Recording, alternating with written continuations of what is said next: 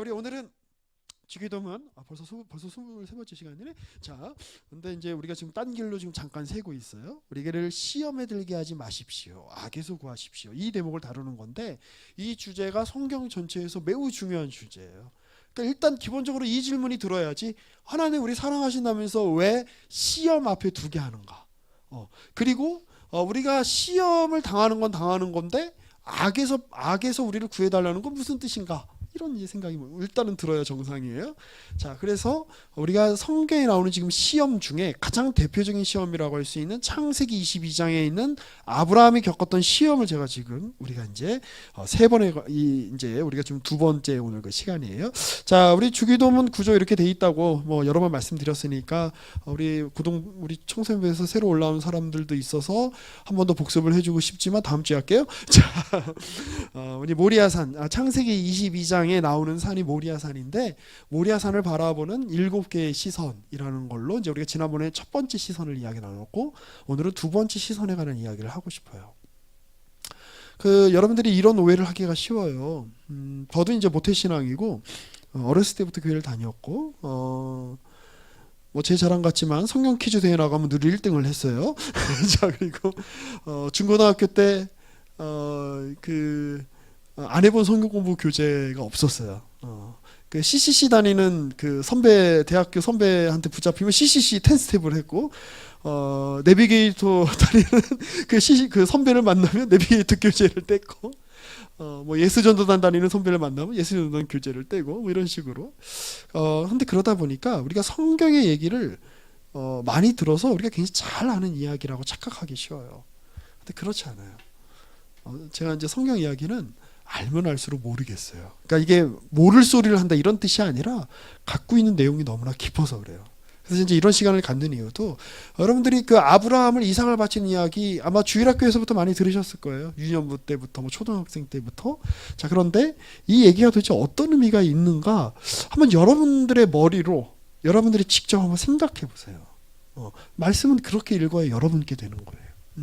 자, 이제 그거 이제 도움을 드리려고 제가 이제 이런 시간을 갖는 겁니다. 자, 창세기 22장은 굉장히 높은 봉우리라고 말씀드렸어요. 성경 전체가 하나의 거대한 고원과도 같고 이 창세기 22장이 높이 솟아오른 봉우리와 같다. 제가 이렇게 말씀을 드렸는데 그 봉우리를 이제 우리가 어떻게 감상할까? 우리가 멋진 그 산을 이렇게 감상할 때 예를 들어 뭐 스위스의 융프라우라고 있잖아요. 알프스가 있고 알프스 봉우리 중에 가장 높은 것 중에 하나가 융프라우인데 이걸 앞에서 올라가는 길이랑 또 그 뒷면을 이렇게 가는 길이랑 굉장히 다르죠. 그래서 앞에서 볼 때가 다르고 뒤에서 볼 때가 다르고 옆에서 볼 때가 다르고 우리 사람도 마찬가지죠. 우리 그 사람도 매일 우리가 익숙하게 아는 사람인 것 같지만 이 사람을 내가 익숙한 관점에서 보는 것과 약간 비껴서 보는 것과 아예 다른 관점으로 이렇게 보는 것과 어떤 사람의 의미와 가치와 그게 굉장히 달라지죠. 오늘 약간 그런 주제가 이제 있기도 한데, 자, 마찬가지에 말씀도 그거예요. 이렇게 보기도 하고 저렇게 보기도 하고, 제일 좋은 건 묵상하다라는 말의 원래 뜻이 뭐냐면 물어뜯다예요. 물어뜯고 씹고 그래서 삼키는 거예요. 그러니까 말씀을 이렇게도 생각해보고 저렇게도 생각해보고 우리 창세기 22장을 그렇게 한번 생각해보자는 거죠. 자, 우리 지난주에는 그런 이야기를 나눴어요. 이 아브라함이 이삭을 바친 사건을 통해서 첫 번째 시선이에요.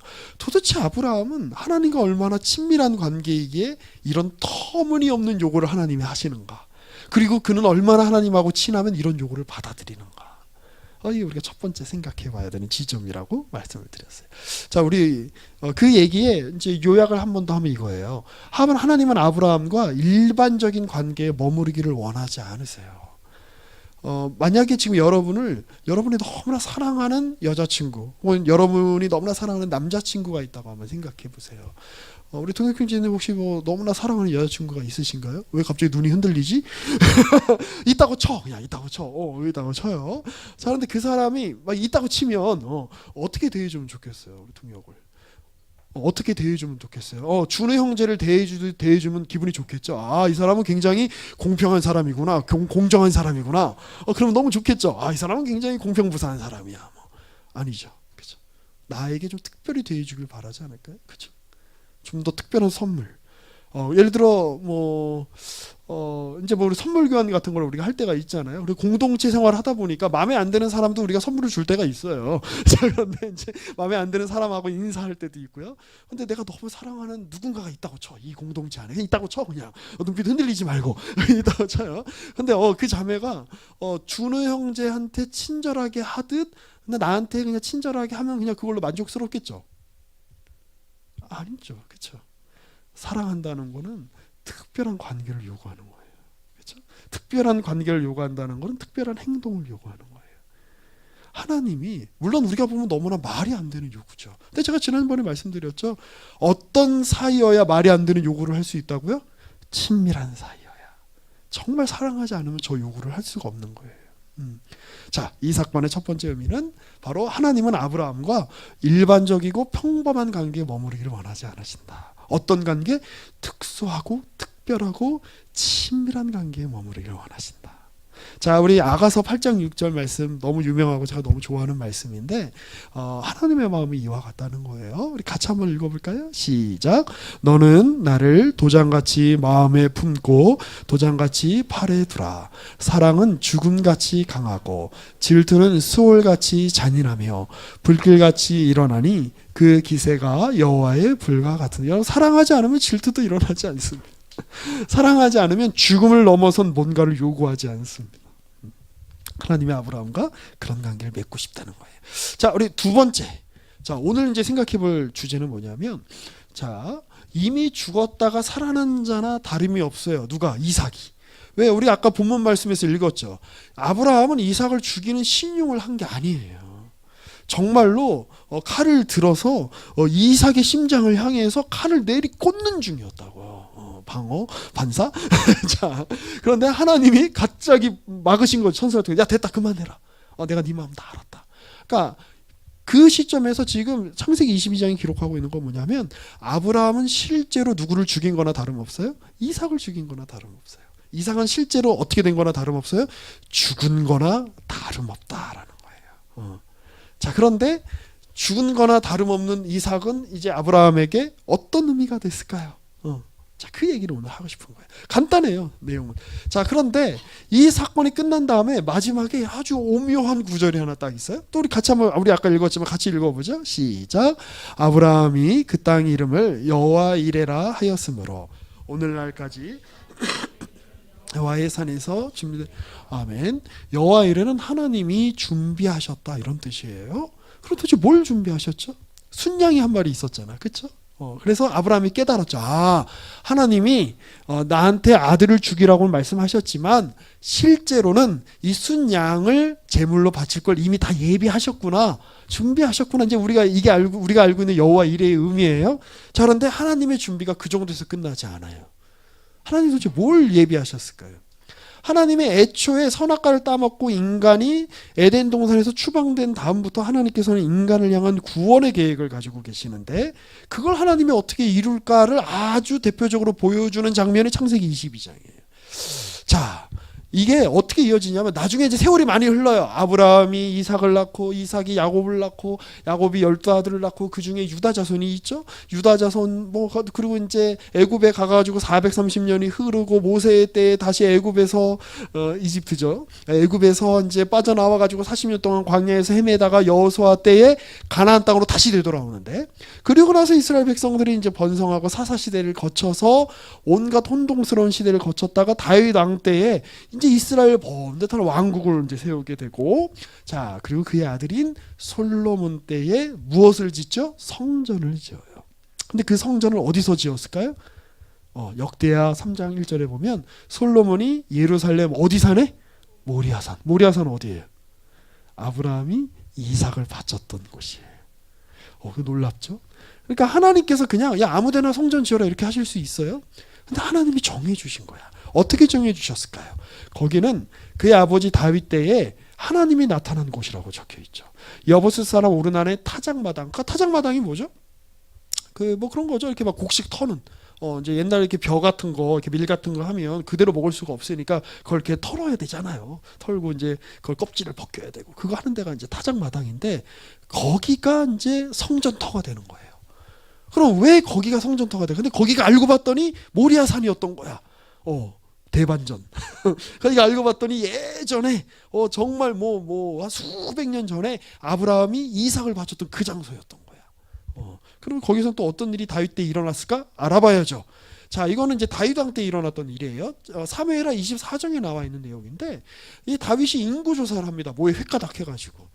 그래가지고 이스라엘 백성들의 막 역병이 돌고 전염병이 돌고 다 죽게 생겼어요.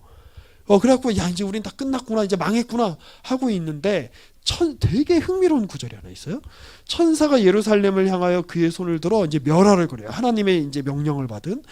굉장히 아이러니하죠. 다윗은 하나님께 가장 사랑받은 사람인데, 그 다윗 때문에 예루살렘을 비롯해 이스라엘이 다 멸망하게 생긴 거야. 그런데 그때 다윗이 회개해서 하나님이 뉘우쳤죠. 뭔가 얘기가 맞는 것 같은데 목사님이 저런 톤으로 물어볼 때 늘 함정이 있었는데, 약간 이런, 이제 벌써 여러분들이 1년 동안 아주 많이 지혜로워지셨어요. 자, 아니에요. 다윗이 뭐 한 게 없어요. 그런데 뭘 하시는 거예요? 여호와께서 이 재앙 내림을 뉘우치사. 지금 천사가 지금 예루살렘을 향해서 칼을 뽑고 예루살렘에 있는 사람들 다 지금 치려고 하는 상황이라고. 그런데 그때 하나님께서 됐다, 그만해라. 어서 많이 본 장면 같지 않아요? 아브라함이 이삭을 죽이려고 할 때 됐다, 그만해라. 그리고 순양을 잡아서 대신 제물로 해라. 지금 똑같은 구조로 지금 다윗 왕 때 이 얘기가 지금 펼쳐지고 있어요. 어떻게 겸이 잘 따라오고 있어? 그래, 훌륭해요. 그래요. 우리 청소년부 이렇게 좀 익숙해져 있다가 또 이제 갑자기 이제 뭐 이렇게 복잡한 얘기를 들어서 머리가 좀 아플 수도 있겠다. 그래, 힘내라, 화이팅. 자, 아무튼 그러면서 이제 네 손을 거둬라. 그리고 거기가 어디예요? 여부스 사람 아라우나. 우리 아까는 이제 뭐 이렇게 이제 같은 사람이에요. 오르난 아라우나 다 지금 자음이 똑같잖아요. 그러니까 이제 발음을 어떻게 하냐에 따라 다른데, 거기에서 하나님이 이제 멈춰라. 하나님이. 그럼 도대체 하나님이 여기서 뭘 보고 멈춰라 이랬을까요? 여기가 아주 재밌어요. 여기가. 내가 이제 늘 이런 얘기하면 나만 재미있는데, 자, 이런. 하나님의 시선의 동시성이란 말을 조금 어려운 말이지만 한번 생각해 봅시다. 그러니까 이 동시성이란 말을 제가 왜 붙였냐면, 우리는 시간의 한계 속에 있죠, 그렇죠? 그래서 우리는 과거가 있고 현재가 있고 미래가 있어요. 우린 지금 제가 여러분들을 이렇게 이제 보고 있는데, 제가 과거를 제가 좀 볼 수 없죠. 그냥 과거에 있었던 일을 기억할 뿐인 거지. 제가 미래의 일을 볼 수가 없죠. 저는 시간의 한계 속에 있으니까. 그런데 하나님은 시간의 한계에 구속되어 있는 분일까요? 아니면 시간의 한계를 벗어난 분일까요? 하나님은 당연히 시간의 한계를 벗어난 분이죠. 왜요? 시간도 누구의 창조물이에요? 하나님의 창조물이니까. 그러면 시간을 벗어나는 입장에서 지금 하나님의 마음으로 이걸 한번 좀 보는 거예요. 그 성경에는 지금 아브라함 사건도 현재적으로 기록되어 있고, 다윗의 사건도 현재적으로 기록되어 있고, 솔로몬의 사건도 현재적으로 기록되어 있잖아요. 같이 한번 봐보는 거예요. 자, 하나님이 보실 때는, 자, 처음에 이거 하나님의 시선이에요. 이 화살표가 아브라함이 지금 이삭을 바치는 그 장면을 지금 하나님 보고 계시는 거예요. 아브라함의 시대, 아브라함의 시간 속에서. 배경은 같아요. 지금 모리아산에서. 자, 그런데 지금 이 하나님의 시선은 또 누구를 지금 보고 계시는 거예요? 다윗을 보면서 누구를 보고 있는 거야? 아브라함을 보는 거예요. 지금 다윗이 사무엘하 24장에 보면 정말 그 예루살렘이 다 멸망할 정도의 지금 실수와 죄를 저질렀어요. 그 천사가 가서 예루살렘을 다 치려고 해. 그런데 지금 하나님이 그 마음에 스스로 됐다, 그만해라. 지금 하나님은 뭘 보고 계시는 거예요? 다윗을 보고 있는 동시에 수백 년 전에 있었던 누구를 지금 현재처럼 보고 계세요? 아브라함을 보고 계시는 거예요. 아브라함이 했던 그 일을 하나님이 기억하시고 다윗의 때에 은혜를 베푸고 계시는 거예요. 동시적으로 지금 보고 계세요. 자, 그와 마찬가지로 하나님은 이 솔로몬 때에 이 모리아산 위에 이 성전을 짓게 만드세요. 성전이란 뭐 하는 데예요? 하나님 만나는 데죠. 하나님을 만나는 방식이 뭐예요? 제사예요. 제사라는 건 뭐예요? 우리는 원래 다 죽을 존재들인데, 나 대신에 양이 대신 죽어서 죄를 사함받고 하나님 앞에 나아가서 하나님과 친밀한 관계를 유지할 수 있게 만드는 제도가 바로 제사예요. 그런데 그 제사는 무엇 위에 기반되어야 하는 것인가? 바로 다윗에게 베푸셨던 그 은혜, 그리고 그 이전에 있었던 아브라함에게 일어났던 그 일이 바로 제사의 원형이다라고 하는 거예요. 그럼 아브라함에게 있었던 일이 뭐예요? 원래 이삭은 죽었어야 되는 존재라는 거야. 그런데 그가 죽지 않고, 그는 죽은 자나 다름이 없고, 그 대신 누가 죽은 거예요? 누가라 그러니까 이상하네. 순양이 죽은 거예요. 그리고 그래서 이삭은 살아있지만 죽었다가 살아난 존재. 우리 그런 어떤 존재라 그래요? 부활한 존재로 역임을 받게 되는 거예요. 잘 이해가 안 돼도 괜찮아요? 자, 그리고 결국 이 모리아산 위에 나중에 무엇이 세워집니까? 십자가가 세워지는 거예요. 그리고 거기에서 예수 그리스도를 통해서 우리 인간의 모든 죄를 용서해 주신. 그러면 이 아브라함 때부터 하나님은 시공간을 초월해 계시니까 지금 무엇을 보고 계시는 거예요? 예수 그리스도를 통해서 베푸실 하나님의 구원을 지금 아브라함에게 일어나는 그 일을 통해 하나님은 지금 보고 계시는 것이죠. 그래서 우리가 아브라함 사건을 볼 때 무엇을 떠올리게 되는 거예요? 예배가 무엇인가? 은혜가 무엇인가? 구원이 무엇인가? 예수 그리스도가 어떤 분인가? 이걸 우리가 떠오르게 되는 거예요. 중첩돼서 하나님이 그렇게 보시듯. 자, 그래서 이렇게 볼 수가 있어요. 하나님은 이삭을 보시면서 동시에 누구를 보고 계실까요? 저 이삭 대신에 누가 죽어요? 숫양이 죽어요. 그와 같이 하나님께서 원래 모리아산에서 우리가 하나님께 제물로 혹은 죽어야 되는 옛사람, 우리 모두가 사실은 죽어야 되는 존재인 거죠. 그런데 그 장면에서 무엇을 보고 계시는 거예요? 우리를 위하여 대신 죽으시는 예수 그리스도를 하나님은 지금 보고 계시는 거예요.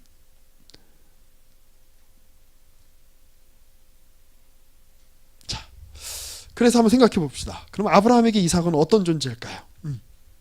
이삭은 이미 죽은 존재예요. 창세기 22장 이후로는 이미 죽었다니까. 죽은 거나 다름없다니까. 그래서 그는 어떻게 해요? 죽은 아들은 내 아들입니까? 아니면 누구 아들입니까? 죽었다니까. 근데 내 아들이 아닌 거예요. 죽었다가 살아난 아들은 누구 아들이에요? 하나님 아들인 거예요. 이제 여러분, 이 주제가 성경을 이해하는 데 있어서 제가 지난주에 이제 우리 1, 2, 3부 설교 때도 말씀드렸는데, 이 주제가 성경을 읽는 데 있어서 매우 중요한 주제예요. 죽었다가 살아났다. 잃었다가 되찾았다. 이게 하나님이 우리를 구원하시는 아주 중요한 구원의 방식에 관한 설명인 거예요. 이제 아브라함이 이삭을 볼 때 뭘 떠올릴까요? 이제 이삭을 볼 때마다 여러분, 이게 제 이제 친한 청년 중에도 전에 말씀드렸나요? 아이가 3살이 됐을 때 하늘나라로 떠나보낸 부부가 있어요. 제가 주례해준 부부인데. 그 발인식에 이제 제가 갔어요. 아이니까 이제 3일장을 하지는 않고 그냥 이제 마지막 날에 화장장 갈 때 이제 같이 가서 예배드리고 했는데, 할 말이 없지. 그 자식을 잃은 젊은 그 부모의 마음에 무슨 말로 위로를 할 수 있겠어요. 그러니까 자식이 죽는다는 거는 내가 죽는 게 더 나은 거야, 사실은. 그렇죠? 그러니까 사실은 이삭이 만약에 죽었으면 저는 아브라함이 자기도 죽었을 것 같아요. 아브라함도 죽었을 것 같아요. 그렇죠? 자식을 죽이고 어떻게 살아요, 아버지가. 그런데 그 얘기는 뭐예요? 이제 이삭을 볼 때마다 창세기 22장 이후로 지금 생각해 보세요. 다시 살아나는 이삭을 볼 때마다 아브라함 무슨 생각할까요? 얘는 이제 살아있지만 원래 얘는 뭐 했어야 되는 존재예요? 죽었어야 되는 존재예요. 그러니까 이제 얘는 내 아들이다? 아니다. 이제 얘는 더 이상 내 아들이 아니다. 얘는 죽었다가 다시 살아남으로 말미암아 하나님의 아들이다.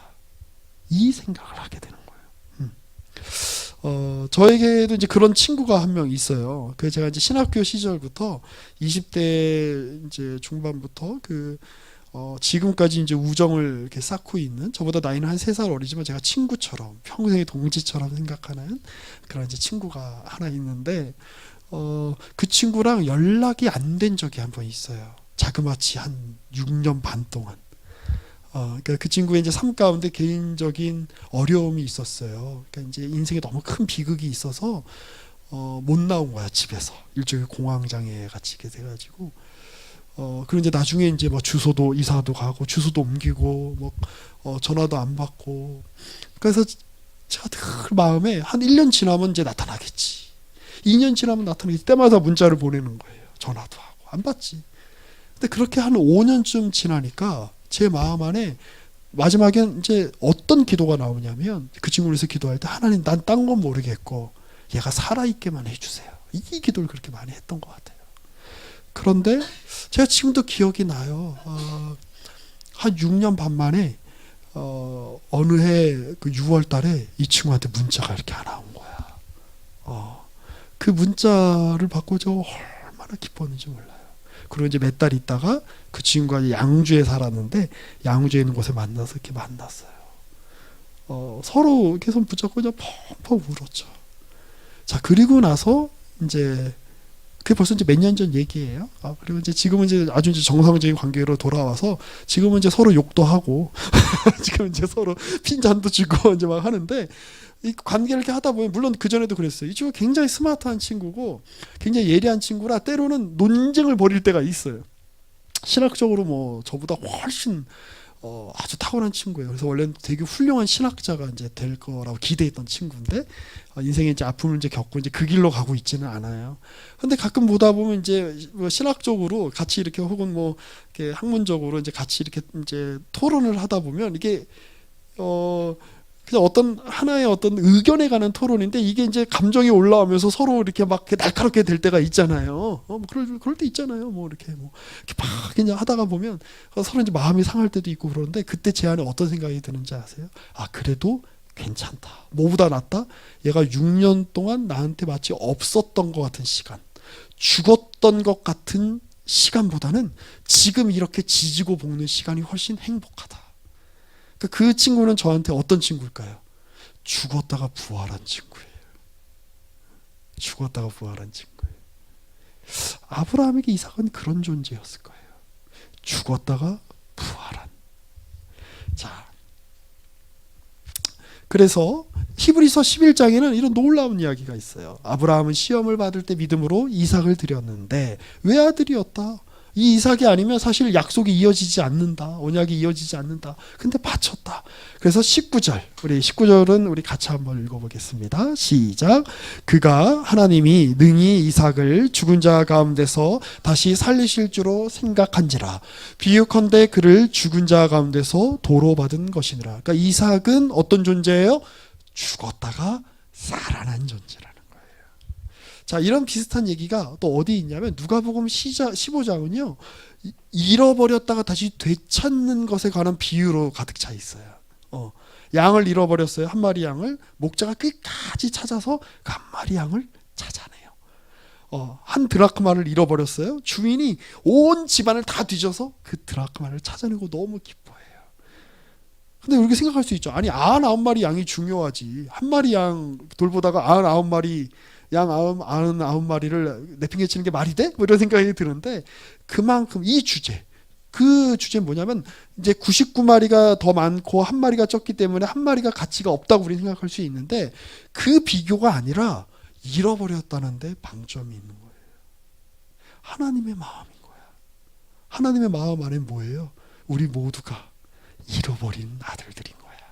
잃어버린 딸들인 거야. 내가 그들을 찾기 위해서는 내가 무엇이든 할 수 있다. 나는 뭐든 할 수 있다. 나는 내 자신을, 난 나의 목숨도 내어줄 수 있다. 이 주제가 바로 누가복음 15장의 주제. 자, 그런데 누가복음 15장 마지막에 무슨 주제가 나오죠? 아버지 곁을 떠난 둘째 아들, 소위 말하는 탕자에 관한 비유가 나요.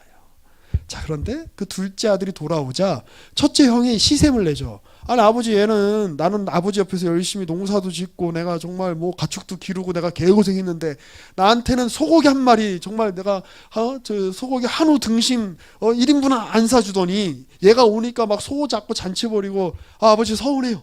막 얼굴에 막 드러나죠. 그러니까 아버지가 이야기하는 거예요. 얘야, 너는 항상 나와 함께 있으니 내게 다 네 건데 네 동생은 어떤 존재다? 죽었다가 살아난 존재다. 내가 잃었다가 얻었기로 우리가 즐거워하고 기뻐하는 게 마땅하지 않겠냐? 이게 누구의 마음인 거예요? 아버지 하나님의 마음인 거예요. 죽었다가 살아났다. 자, 그래서 아브라함에게 이삭은 어떤 존재일까요? 아까도 이제 말씀드렸는데 이삭은 이미 죽은 존재라고 말씀드렸는데 이삭은 이미 누구에게 바쳐진 거예요? 하나님께 바쳐진 존재가 된 거예요. 왜요? 원래 숫양같이 번제로 하나님께 바쳐져야 되는 존재는 누구였던 거예요? 원래 애초에 이삭이었던 거예요.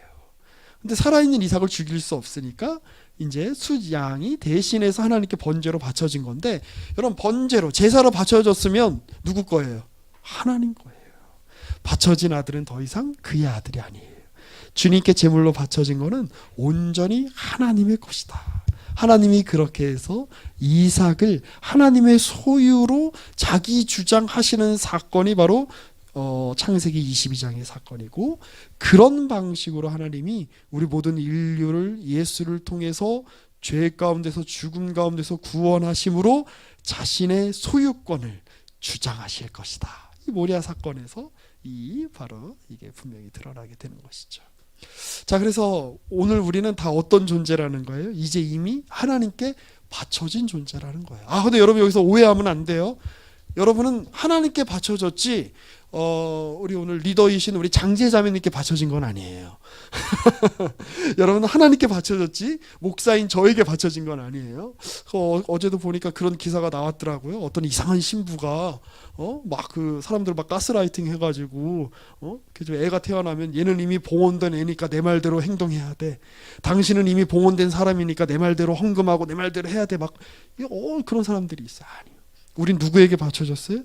하나님께 바쳐졌기 때문에 여러분은 더 이상 사람의 소유가 아니에요. 세상의 소유가 아니에요. 우리는 어떤 존재다? 하나님께 바쳐진 거룩한 살아있는 재물이다. 자, 이 영어 성경에 이제 보면요, 공인역에 보면 거룩한 산 재물을 이거를 영어로 as a living sacrifice라고 되어 있어요. 그게 뭐냐? 살아가는 재물로.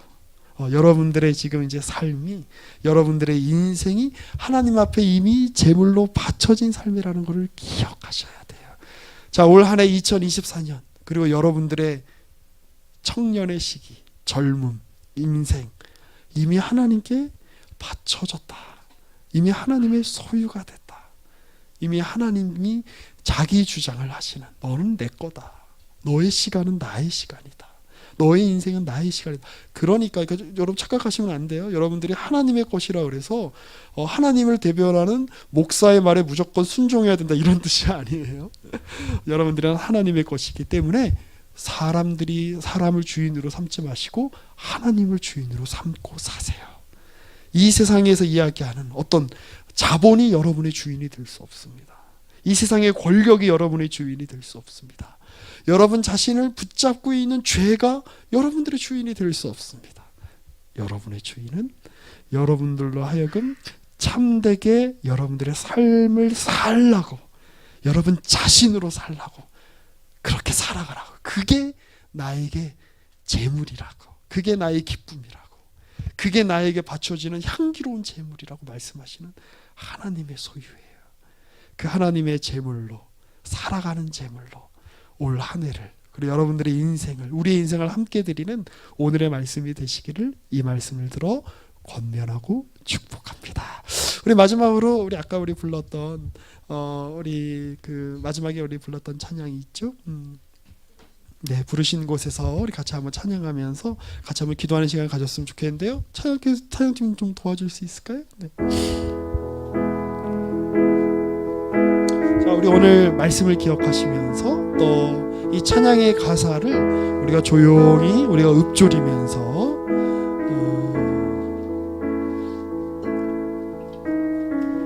고마워요. 신앙을 가진다는 건 여러분, 우리 눈앞에 보는 것 이상을 보는 거예요. 여러분 눈이 좋아야 돼요. 우리 아까 우리 소민자매님이 기가 막힌 이야기를 했는데 제가 보기엔 거의 제 마음과 똑같은 이야기를 하셨고, 이게 성령의 역사하심이라고 생각해요. 우리는 어떤 존재냐? 볼 수 없는 것을 보고, 듣지 못하는 것을 듣고, 갈 수 없는 곳을 가는 존재로 부름받은 거예요.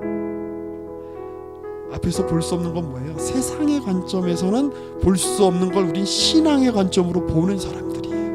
세상의 관점에 세상의 소리로는 들리지 않는 거를 신앙의 목소리로 듣는 거예요. 하나님이 모리아 산에서 아브라함을 보며 이삭을 보며 그들의 현실, 그들의 현재를 뛰어넘어 거기에 세워질 성전을 보시고 거기에 세워질 예수 그리스도의 십자가를 보시고 인간의 구원사 전체를 조망하시며 아브라함을 그리로 이끄셨던 것처럼 하나님이 우리를 그렇게 이끄신다는 사실을 시간을 넘어 우리가 눈으로 보는 이 공간의 한계를 넘어 하나님의 시선으로 우리 자신을 보는 것, 그게 하나님이 여러분에게 요구하시는 내용들이에요. 우리 함께 그러한 마음으로 함께 같이 찬양하며 간구하며 나아가십시다. 이 시간에 함께 같이 기도하실 때 여러분 큰 목소리를 기도하지 않으셔도 돼요. 그러나 여러분 우리가 마음으로 우리의 내면에 우리의 모든 목소리에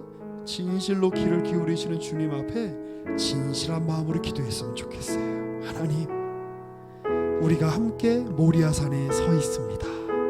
우리가 함께 예수의 십자가 앞에 서 있습니다. 이제 나의 모든 옛사람은 죽고 하나님 앞에서 되찾아진 아들로, 되찾아진 딸로 하나님 앞에 살아가는 거룩한 산제물로 그렇게 하나님이 나를 부르고 계심을 이 시간에 인식하고 인정합니다. 그러니 하나님, 이제 내가 하나님 앞에 바쳐진 제물로 살아가는 거룩한 삶이 내 안에 이어지게 하여 주옵소서. 우리 그렇게 우리 찬양의 우리 반주에 맞춰서 또 우리 마음의 진실한 고백으로 주님 앞에 잠시 기도하며 나아갑시다. 함께 기도하겠습니다. 아버지, 오늘 우리의 시간에 모리아 산에서, 오늘 우리의 시간에 예수의 갈보리 언덕에 서 있습니다. 하나님, 우리의 옛사람은 죽었고 하나님 없이 사는 사람, 하나님을 거부하는 사람, 하나님을 외면하고 자기 스스로 자신의 인생의 구원을 만들어내고자 했던 하나님 없는 사람은 이제 우리는 죽었습니다. 이제 우리 안에 하나님과 함께 사는 사람, 하나님과 더불어 사는 사람, 하나님 안에서 새로운 생명을 얻은 존재로 오늘 우리를 각자를 불러주시니 감사합니다. 그러니 주님, 이제 우리는 보지 못하는 것을 보게 되었고 듣지 못하는 것을 듣게 되었고 갈 수 없는 것을 가게 되었고 꿈꿀 수 없는 것을 꿈꾸게 되었고 소망할 수 없는 것을 소망하는 존재로 주님이 우리를 세워주심으로 인하여 감사합니다. 그러니 주님, 이제 우리가 살아가는 제물로 살아가기를 원합니다. 주님 앞에 바쳐진 존재로 살아가기를 원합니다. 하나님, 우리의 시간에 주님의 온전한 긍휼하심과 온전한 주님의 뜻하심과 주님의 돌보심이 우리의 삶을 붙들고 계심을 인정하며 하나님, 주와 함께 나의 삶을 주님 살아내기를 원하오니 주여 믿음을 더하여 주시고 우리에게 함께하여 주십시오.